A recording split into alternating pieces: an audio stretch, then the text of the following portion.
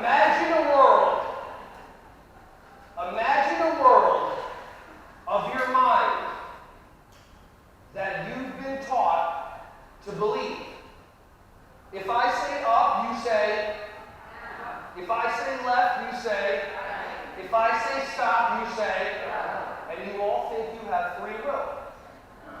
But everybody says the same thing. From this point on, you're not allowed to raise your hands because I told you so. Exactly. So why is it when you tell a human being not to do something, they want to do something?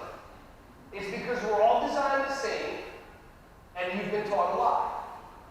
You've been taught the lie that you are free thinking.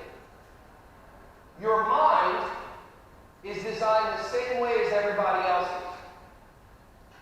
For those of you that are still thinking about raising your hands, you're still not allowed to. And now if I said all of a sudden, you can put your hands up if you want, what do you immediately not care about?